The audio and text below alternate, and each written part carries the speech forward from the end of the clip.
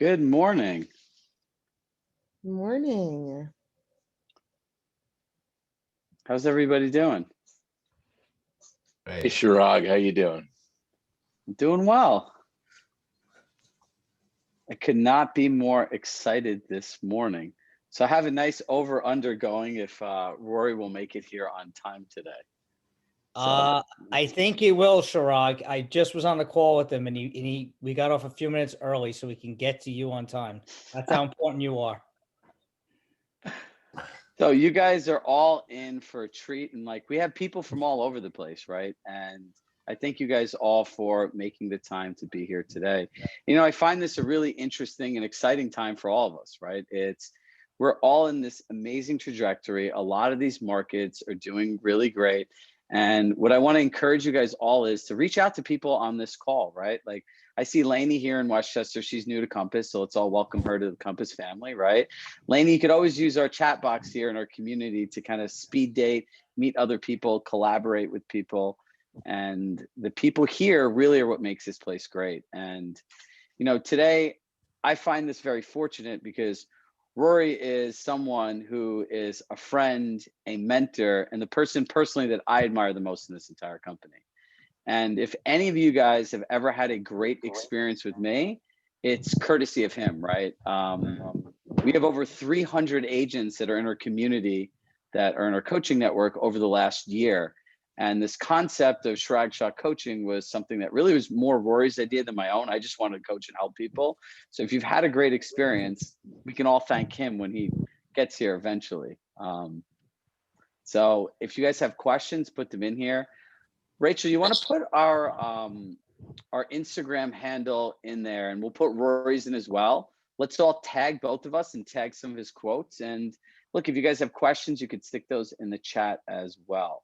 And we'll kind of dig into with Rory, like, what have you really learned from kind of start to finish, right? So his Compass journey is another very unique one. And I'll let him kind of share where he started, where he's gone, and kind of where he is and where we're going. Chirag, my man. This is good. This for you is as close to on time as we can get. I was going to say, 2 minutes over, depending on, what time your clock says, could potentially be considered on time. So are you in 95th Avenue? I am in 95th Avenue. It's my own private 9,000 square foot office. I like to come into the office to break up, the monotony of working in my, little apartment with my wife and my 8-month-old. It gets a little much. So I was telling all of them before you got here, if anyone's anyone's experience working with me, growth in their business, growth in their life, or anything great, pitching Compass, the Compass selling system, that's all through virtue of you. And kind of what I want to share with everyone to start out with is kind of about community, collaboration, and the power of believing in somebody, right? So I look at my journey, and I was sharing this with you yesterday. Rory's one person that believed in me the same way we believe in all of you, and look at all the great things that can happen. So really, give people a chance, open your mind, and if you see something great, put some time and energy into it, and you can be really surprised what comes out of it. So for people that don't know you, one, thank you. So tell them a little bit about who you are and what you actually do here. It's a good question, actually. For those of you who have not met, I see some familiar faces on here. I'm Rory Golod. I'm the president of the tri-state region here at Compass. So that is New York, New Jersey, Connecticut. We're getting close to around 4,000 agents, a little over 200 employees. And it's a business that for us last year, that region alone did about well over $400 million in GCI, right, in revenue. So it's a very, very significant business for us. Prior to that, I was Robert's chief of staff for 2 years, which was the most incredible yet formative and challenging professional experience of my life. And then prior to that, I spent time launching Compass in other markets. So I've launched Compass in the Hamptons, Dallas, Los Angeles, all different markets around the world. And then prior to that, I was tasked with building out the first version of our agent operations team. So I've been with the company over 6.5 years. I joined when we were still Urban Compass. We had about 40 agents or so and 40 employees.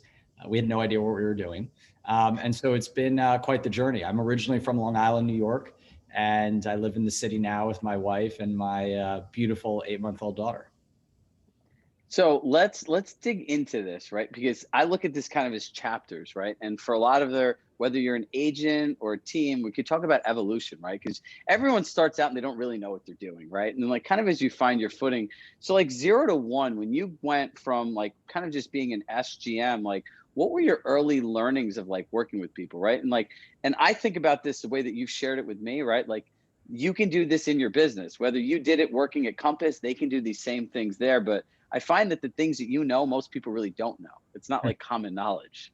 Yeah, so when I got to Compass, I was 28 years old and I was looking for purpose in what I was doing.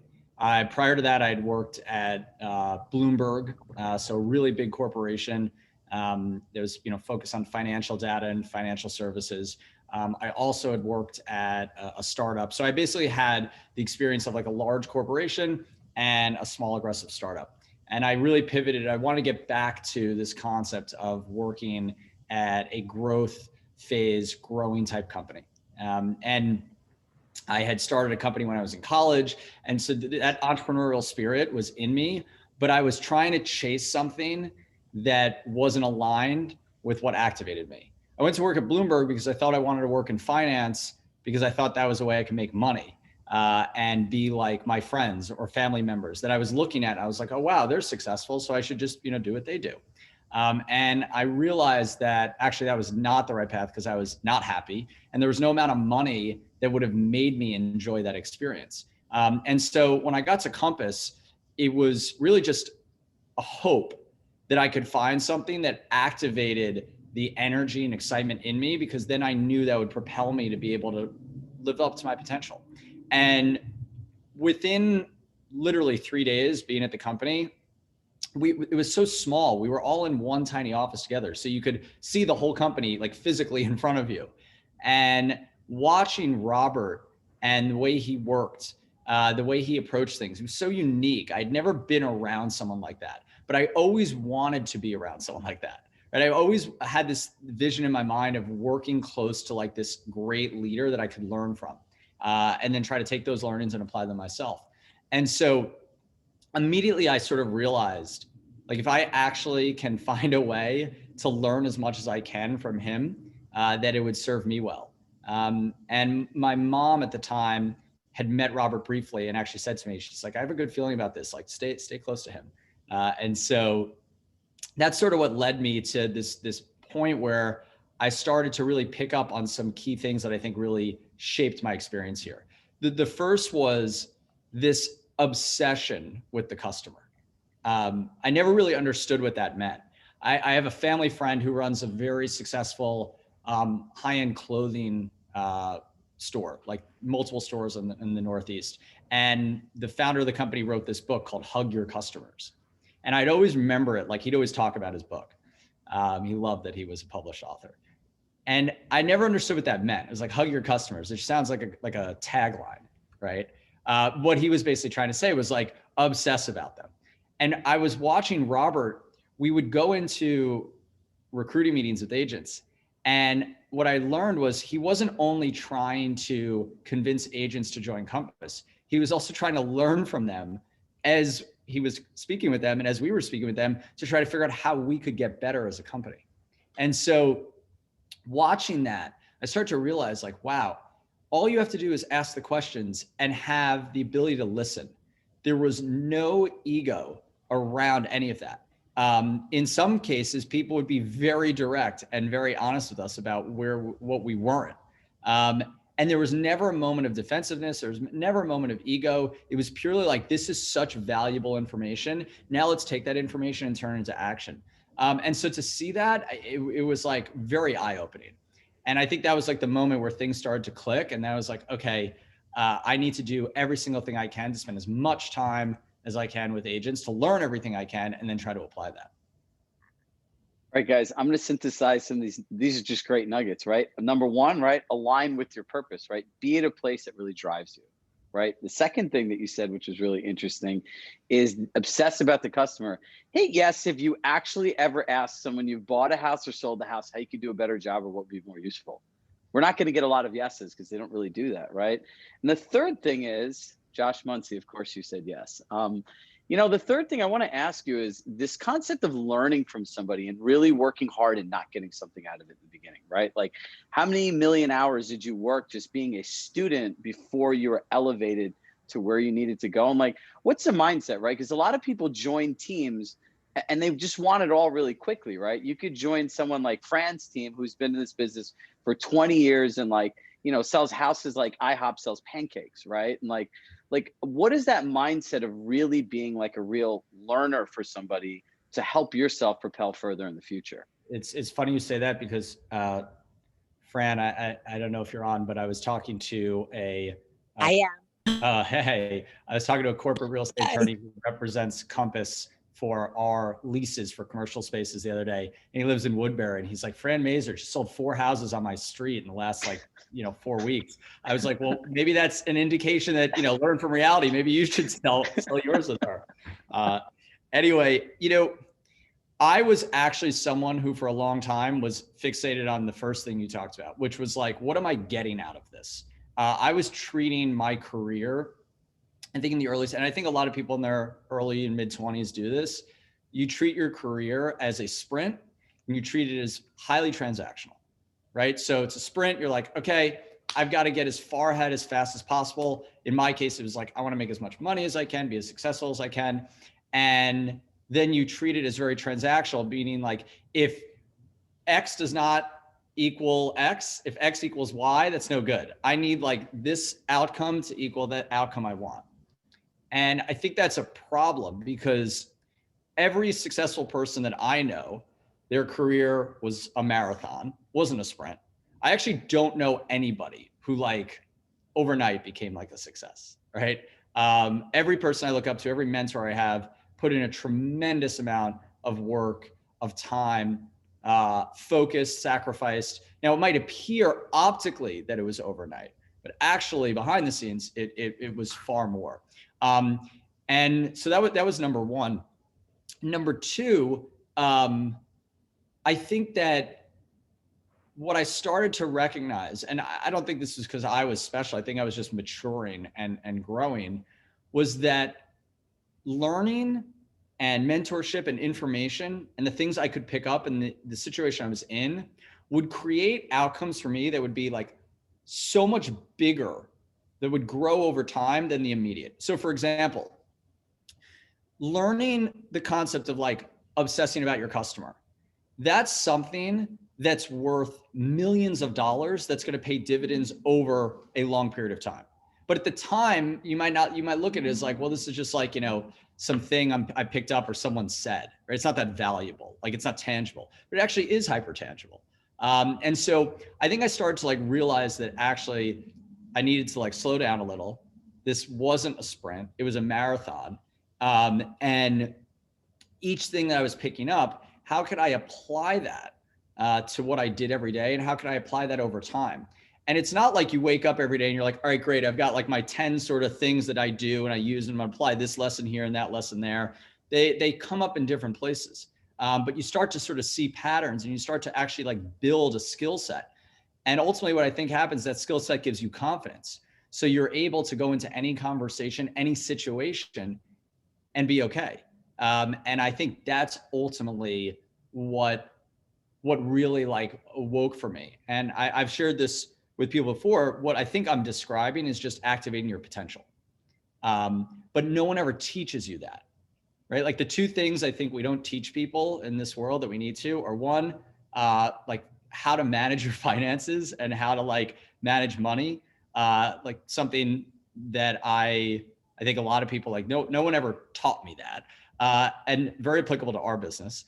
And number two, we don't teach how to like grow and develop a skill set. We sort of just like drop ourselves into situations where like go work, but we don't actually like figure out like what's the plan for learning. We teach ourselves how to read, how to write, but we don't teach ourselves that. And that's something I just feel fortunate that I kind of picked up by accident that served me well. You know, it's really funny you say this, and you know me incredibly well. This is kind of my experience of working with you, right? Every time I went to a meeting, I'm like, all right, like go back and think about it this way. And I would sit there and I'll share this with everyone. We'd have a 30-minute meeting. I'd spend hours preparing for something. He'd look at it for 5 minutes, like, no, that's not really it. Go back and think about it like this. And I'd sit there, like, there's 25 minutes. We can figure out. He goes, no, believe me, this is more valuable to go do it this way. And what I realized is I got one of the greatest gifts I got in my life, the ability to learn about think through things differently, right? And it's kind of shaped the way that I approach business and that I work with all of you. So let's talk about focus, right? When it comes down to focus, I can show some people. We've done meetings through voice notes, an incredible way to communicate. And like, you're someone that like 30 full minutes with you is like 3 hours with someone else, right? Like, you're incredibly productive in the time and what you choose to spend your time on. So like, Kamini called it ruthless prioritization, right? Like, how do you tell agents who are like, I call it like the cell phones, right? The ping, the ding, the ring, and can't focus like a goldfish to be productive, right? Because like, productivity from you equals moving fast. If you don't have clarity and focus and productivity, how do we teach people how to really focus and say no to things? Yeah, so it's when I'm going to try to one day try to galvanize that into like a book that I'll write, hopefully. But there's a couple elements to it. And again, like I don't know that I'm great at it. Actually, it's a struggle. I think that's the first thing, is recognize that it's not easy.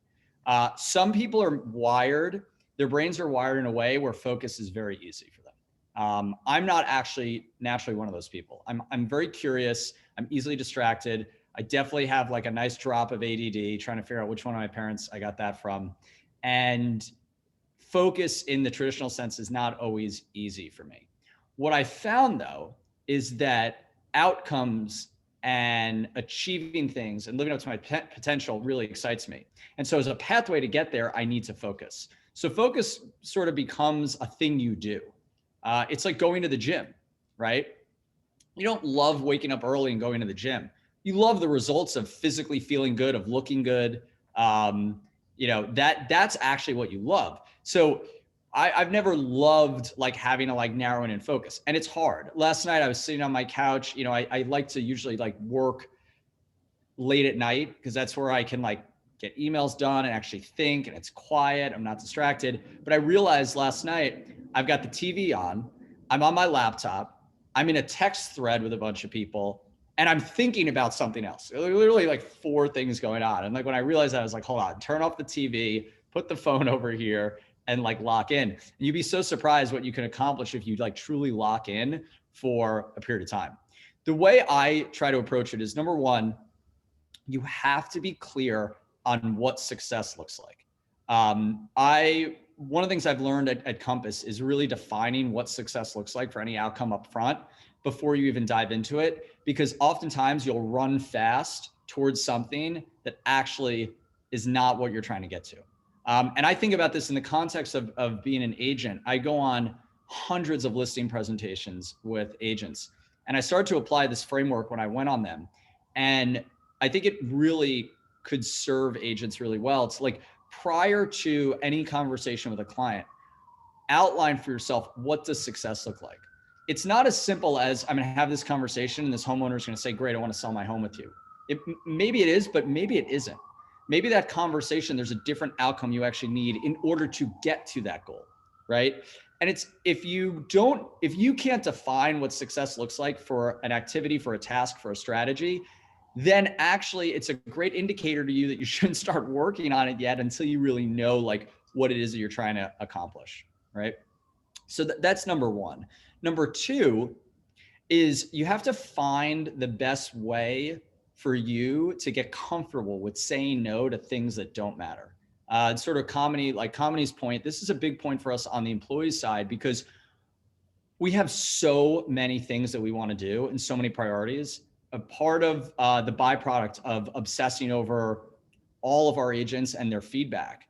Whenever I send emails to all the agents in the tri-state region, I always say, please reach out to me with any questions, with any feedback. So what happens, the great thing is I get so much back, and then there becomes a question of like, okay, what can we do?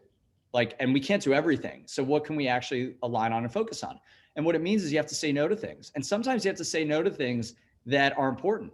Sometimes you have to say no to things that actually in the short term will create good outcomes for you. But you need to dedicate to a small group of things that you know you can nail. The sort of like jack of all trades, master of none, I think is very dangerous for long-term upside and long-term productivity. Because if you look at the agents that are the most successful, they do a few things. One, they focus on an area, right? I've never met an agent who has actually successfully run a business across multiple geographies. I think with software, it's going to be possible in the coming years. And I think we as a company and all of us have the best chance of really doing this. But when I talked to Leonard Steinberg and I really tried to dissect, like, why is he so prolific? A part of it is that he focuses on literally a 2-mile radius, right? So he focuses. And the outcomes that he can create from that hyper focus are far greater than trying to spread himself across a 30-mile radius, right? Focusing on the things that create the most return on investment for your time, right? I've seen agents in the past chase after clients, chase after developers, chase after people that actually are not going to help them move forward.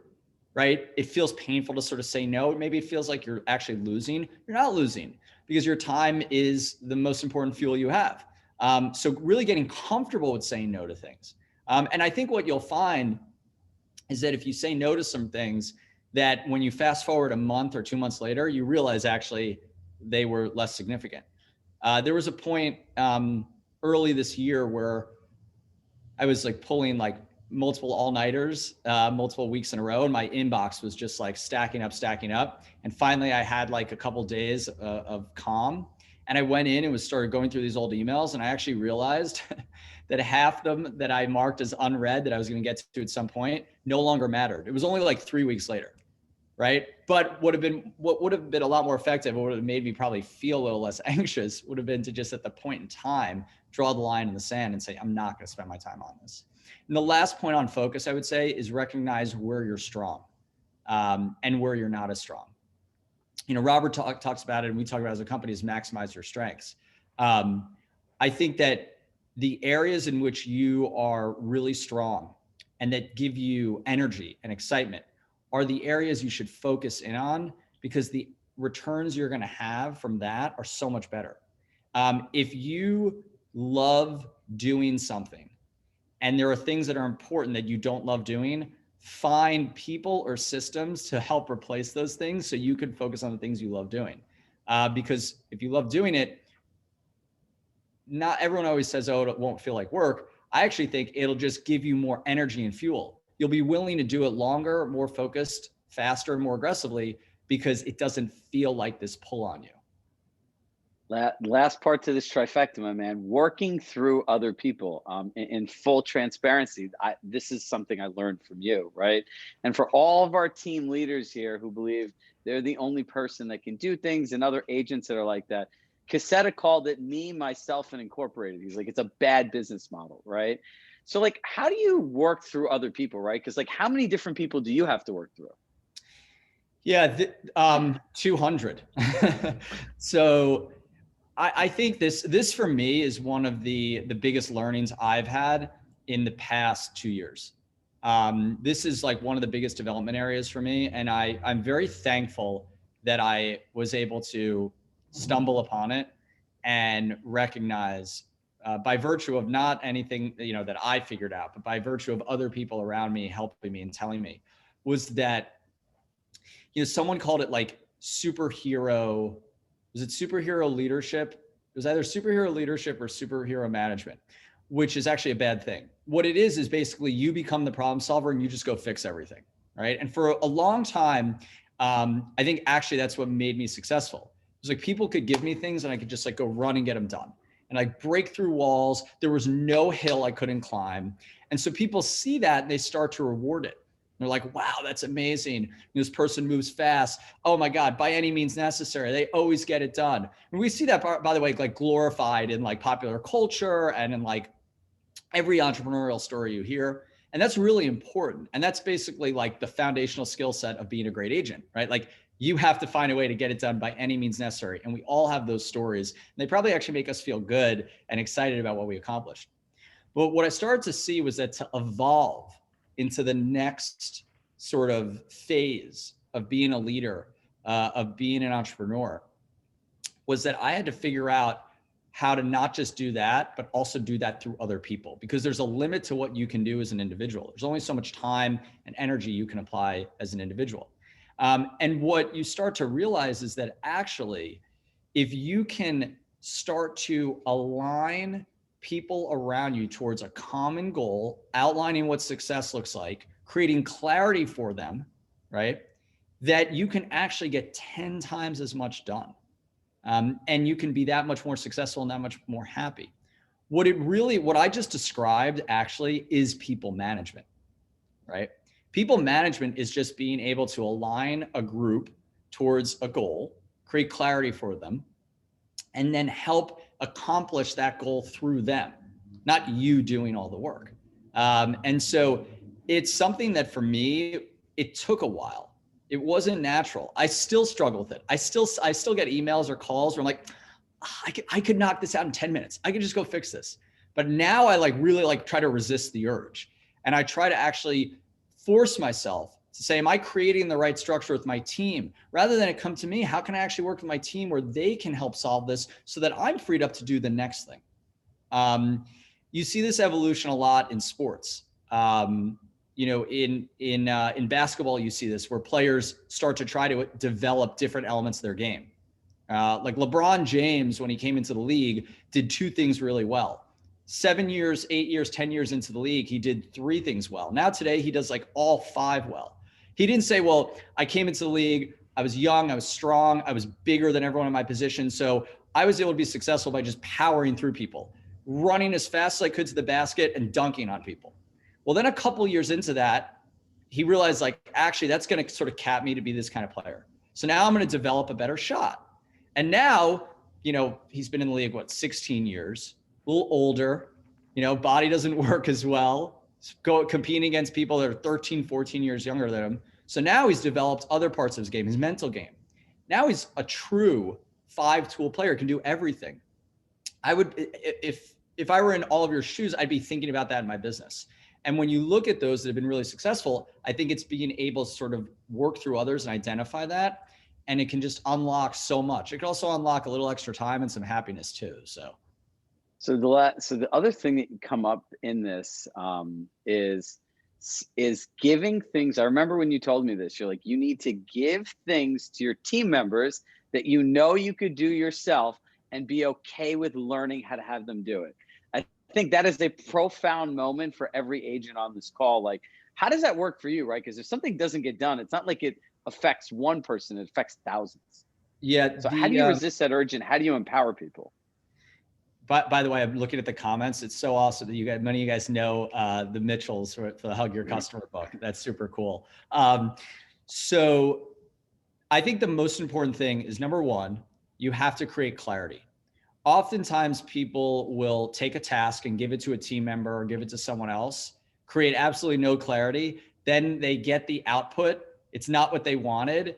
And they get to a place of like, oh, well, I guess this person is an idiot, or I guess I have to do it. It actually reinforces the mechanism in a negative way, right? The most important thing you can do when you give a task to someone, and Chirag, I think you hit the nail on the head of like, start with things that you could do, but you need to actually get onto the plates of other people and create clarity up front. Like, one really good recommendation there is, if you're working with a team member and you're gonna give them a task, walk them through the task to the point where they're literally saying, I got it. Like, enough, I got it. You should feel like uncomfortable with how much explaining and clarity you're driving, because that's probably actually at the moment where it's just enough. Most people in a professional setting are confused. Every single day, we're all confused, right? Like, our business is a confusion machine. Every day we're getting signals and we're trying to make sense of them. And when we can't make sense of them, we get confused. The people who are the most productive, who can manage teams the best, who end up sort of being the most efficient, are just those that can take the confusion and turn it into clarity. So the way all of you should be thinking about leading your teams and leading your sort of businesses is you're the chief clarity person. You're the chief sense maker. You're the one who has to help your teams make sense of what it is that you want and what great looks like and the outcome that you're looking for. If you overinvest in doing that, you will then create this machine where you will eventually be able to dump things onto your team and they will just be able to run with it. And that, again, like that, it's taken me 2 years to figure that out, but now I'm starting to like see the benefits of it. And it's, it's how I can, someone said like, how do you have 4,000 agents and not like totally like lose your mind and like have massive anxiety? And I said, well, I do have massive anxiety. It's just what helps me fall asleep at night, wake up in the morning is knowing I have an amazing team who knows what success looks like, who's clear on the outcomes that we want. And we spend every day working through that. And that creates this machine. It's never going to be perfect, but you can get it to a place where it's good enough to get to where you want to be. So we have a couple really good questions. What was one thing that you thought was very beneficial in business, but really was not? Wow, that's a great question. Recently I've sort of learned this. I think I always idolized and looked up to the leader, the executive that was like the most aggressive.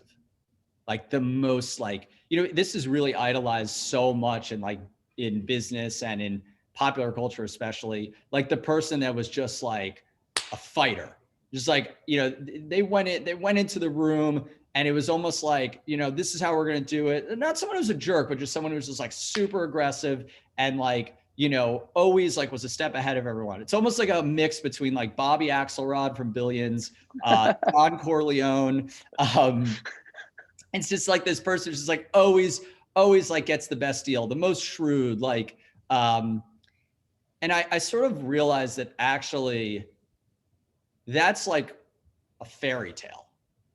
The best thing I think in business is actually creating clarity for people and getting them to follow you, and not being the one who's always like a step ahead, because you're not going to always be a step ahead. And you don't always have to get the best deal.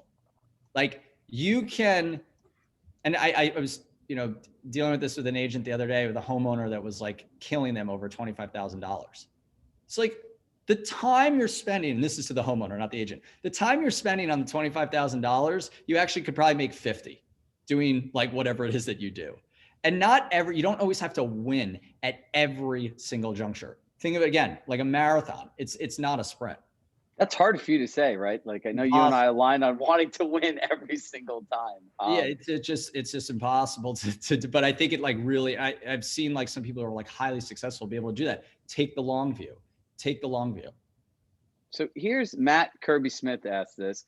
There have definitely been points at Compass where like it did not look like anything would like you have all this money, you're like, oh my God, this isn't working. Like, how do you work through that for all of these years, right? Because I guarantee you there have been so many moments where you guys sit in the room and you're like, holy shit, what are we going to do? Like, how do you work through that? Because after a while, I'm sure it becomes like a built skill. Yeah, look, there were moments, looking at the question now, there were moments in time where, asking if we didn't think the company would succeed. I would say I was terrified when COVID hit. I actually was like standing in the kitchen of my apartment, my wife, probably, let's see, it's almost May, not this late. It was probably like late March. It was right after we laid off a bunch of people, and I like started to cry. I was like, I don't know if we're going to like survive. It wasn't anything around our business. It was just, I was so terrified that like every day in the news, you're just hearing about like the world ending. Like the stock market was dropping by hundreds of points. Everything was closing. Like New York State banned the ability to do in-person showings. And I literally was like, I don't like what's going to happen. Like I've literally staked my entire emotional, professional, financial like career into this company. And like, is it just not going to be a company because of things totally out of our control?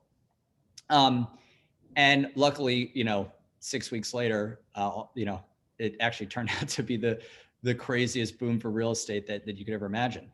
But there were certainly moments like that. And I think the biggest thing for me that, again, I share this advice, but I don't always live it, is you have to focus on the things you can control, right? And the things you can control are the things that the areas where you should be spending your time. The things you can't control, you almost have to let go. And what you do is you try to prepare so that when you encounter situations where you can't control things, you take action.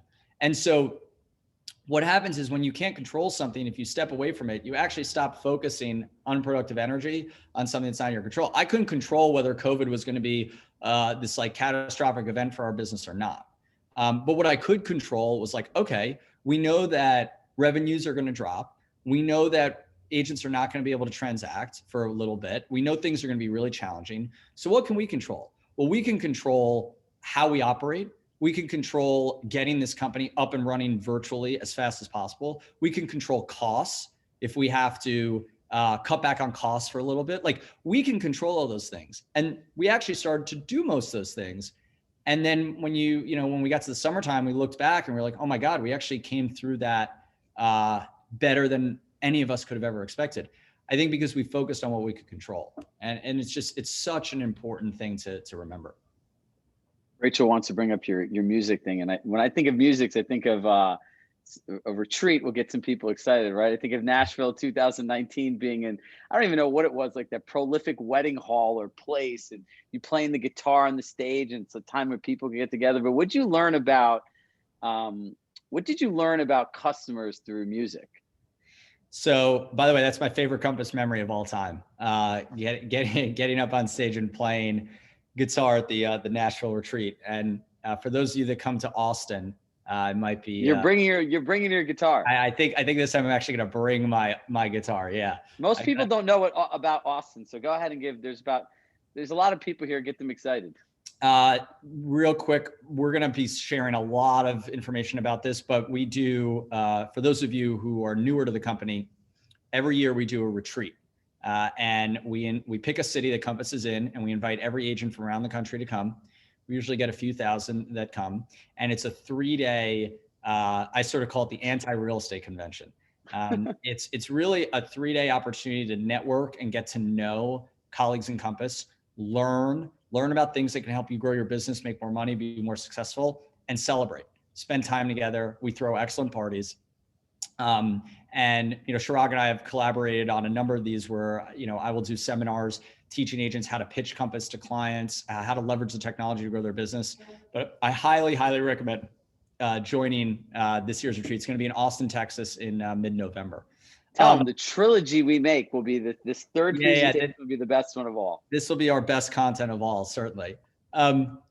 The thing I learned about customers from music. So I, like Robert, was a DJ. I still am, except, last year has been really tough on DJs, and having a baby makes it hard to, work all day and then go DJ at a club till 4 a.m. But I did that from when I was like 17 till, up until probably last year as a hobby. It was always a thing I did when I was younger. I did it to make extra money. The last couple of years, it's just a passion of mine. And what I always realized was like, you have to play to your crowd. I remember I'd go into these clubs and I'd like see these like DJs who were like really successful, and they just played what they wanted to hear. They didn't actually like play to their crowd. But if you can play to your crowd, you'll always be in demand. It's not about like, and I actually was always having this, because I first would go in and be like, I'm going to play this mix. It's like super technical and everyone's going to love it. And then no one cared. They just wanted to hear like the latest like Rihanna or Drake song. So it's like, dude, it's really simple. Just play what they want to hear. It's not, you're not DJing for yourself. You're DJing for them. Your job is to make them feel good, for them to dance, have fun, and enjoy themselves. If you want to DJ for yourself, do that at home. Play yourself that like really technical, mix that like, gets you excited. But I don't know if they care about that. And so, the best DJs in the world are not the ones who are the most skilled. It's the ones who look out at the crowd, can quickly analyze what they want, and play to the crowd. If you do that in business, in our business, it's the same exact thing. I guess what you taught us all is it's called active listening, right? Active listening. Yeah, love it. And last, we'll leave on a high note. What are you most excited about the future, right? You are definitely like an eternal optimist, right? Oh, I'm always looking forward to the future. Yeah. So what are you most excited about at this? So we've asked everyone this question, and between Gordon, Kamini, and Michael, they've all shared a different thing they're excited about. So what's your one thing? All right, I'll give you a personal and professional. Personal thing is my daughter is almost 9 months, and I think in the next like couple months, my wife and I might buy a home, and I have this vision in my mind that was a vision that I never. If you would have asked me 3 years ago, or you would have told me this vision, I would have laughed. Right? My vision 3 years ago was work as much and hard as I can, and then hang out with my wife and my friends on the weekends and travel. Like that was what our life was. The vision I have now is us getting the home. It's a nasty, gross weather night. Let's say like next February. My wife and I hop in the car. We drive out, probably out in Long Island somewhere, and get to the house. Put on a movie, light a fire. My daughter's like sleeping, sort of like curled up on the couch, and me and my wife are just chilling there. And I'm looking outside, and it's like snowing, it's raining, it's nasty, and I feel like safe and comfortable and good. That is what I am most excited about right now. I like literally think about that every day. And so on the personal side, that's it. And by the way, I can't even underscore how much of a departure that is from like what it was 2 years ago. It's like, I can't wait to go to Mykonos. Now it's like that vision. Called being married and having children. Yeah. And growing up and yeah, exactly. On a professional level, what I'm most excited about is, we've always lived in the future with this company. Robert, myself, Rob Lehman, Matt Spangler, Netta, we're always like thinking about the future. We always want to get better. But at some point you like realize that like, actually like the future is now, like the future is right now. I think finally over the next like year, 2, 3 years, we are going to be able to do some of the things that we dreamt about as a company. Right. And I don't have like a specific thing, right? I think it's a couple different things. I think one, getting our software platform to a place where all of you say, if it went down for an hour, I'd freak out. It'd be the equivalent of my iPhone dying and I have no battery and I'm like bugging out. I think the reason I use that as the description, because that would mean that it's that valuable. And I really think we're going to actually be able to get there. I'm like starting to see elements of that come together. The other thing is just expansion. 2 to 3 years from now, we will most likely be the first brokerage to be an international owned and operated company. Like we'll all be able to go to London or Paris or Hong Kong or wherever, not all those cities maybe in 3 years, but at some point in the next couple of years. And like there will be a Compass office where we will be able to walk in and there will be a manager and agents there. And that is the craziest thing. That will be a first for our industry. And on like just like a pride level, I think that's going to be so significant.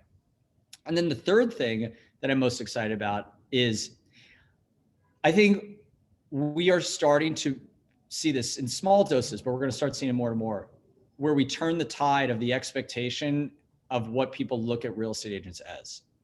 I think between the work that all of you do from a marketing perspective and branding, from the way you create value for your clients through technology, through relationships, through programs like Compass Concierge, I think all of you are doing things for clients that they're going to start to realize are not typical. And I think in that world, people will start to look at real estate agents like they look at the most esteemed advisors, top attorneys, top bankers, consultants. And I think in that world, we'll finally bring the pride to this profession that it deserves. Because for the last number of years, like we all know like how amazing the work that all of you do is. We all know how valuable it is. But I think the concept over the next couple of years, largely due to all of you and to Compass, is going to be one where people say, oh, wow, you're a real estate agent at Compass. And it will have the same connotation as saying, I am a banker or a trader at Goldman Sachs. And a world where instead of our clients beating us up, they're coming to us and say, please help me. I need you. I think we can do that. And if we do that, then we've accomplished like the ultimate goal. And so I think that's like starting to be in reach. Like I can start to see it, but we got a lot of work to do, but I can start to see a little bit. So I know your time is valuable. You've been incredibly generous, focused. We'll say hello to some of our friends, Rory, and BEX. It's a Compass acquired brokerage in Florida. Sean Casper, Managing Director. Thank you for joining us. Rory's definitely a guy you want to get to know. And I'm looking forward to coming down and seeing you guys in Boca and coming and visiting. So. Oh, thank you very much. Super excited to be here. Can't wait to meet you as well and definitely learn from you in the future. Awesome. We got Ben here. We got Matt. You got a lot of familiar faces over here for you. I know. I'll Leslie leave everyone with this. If any of you ever need anything, have any questions, thoughts, comments, ideas, ways we can get better, just send me an email. My email is just Rory@Compass. Thank you. Thank you guys for taking time. And a big thank you to you, Chirag. It's crazy to think a year and a half ago, your company didn't even exist. And today, a year and a half later, I think you might be probably like one of the top 5 fastest growing like real estate coaching and development companies in the country. So like, talk about inspiration. Like, it's pretty amazing. So you should be incredibly proud.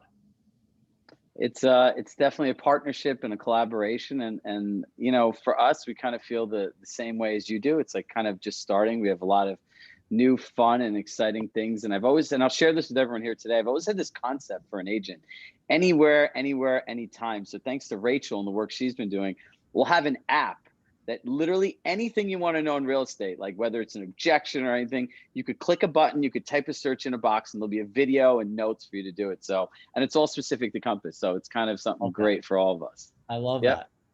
So thank you guys. Thank you, Rory. We'll be sending, we'll get this recording out if you want to share it with the tri-state region. We'll also take notes. There's probably 3 full pages of golden nuggets in here. So it'll make you kind of feel good about yourself. You kind of look at it sometimes, you're like, wow, did I really know all this? It's great. I appreciate it. It's very kind of you. All right. Take care, everyone. I'll talk to you soon. Later. Thanks, Bye. Rory. Bye, everyone. Have a great day. Bye. See you See ya. later. Bye-bye.